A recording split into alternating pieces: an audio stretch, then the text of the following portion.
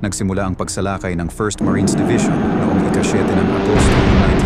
1942 at sa gabi ng ika-21 ng Agosto, hinarap nila ang 800 katao na hukbo ng Hapones sa Ilo River. Si Schmid bilang assistant gunner sa ilalim ng pamumuno ni Corporal Leroy Diamond at kasama si Private First Class Johnny Rivers bilang gunner ay nagtagumpay na depensahan ang kanilang posisyon sa gitna ng gabi sa ilalim ng liwanag ng mga flares sa pag-atake at pagpapaputok ng mga sundalong Hapones, subalit hindi napatid ang tapang ni Schmid at ng kanyang mga kasamahan. Naging gunner si Schmid nang mapaslang si Private Rivers at sa kabila ng mga sugatang tinamo ni Corporal Diamond at pagkabulag at mga sugat na tinamo ni Private Schmid dahil sa pagsabog ng isang hand grenade, patuloy silang nagdepensa. Sa pagtatapos ng laban, mahigit sa 200 Hapones ang napaslang at kahit na nasugatan si Schmid, ipinagpatuloy niya ang kanyang tungkulin. Pagkatapos ng digmaan, nakatanggap silang 3 ng Navy Cross at na-promote si Private Albert Schmid bilang sarhento.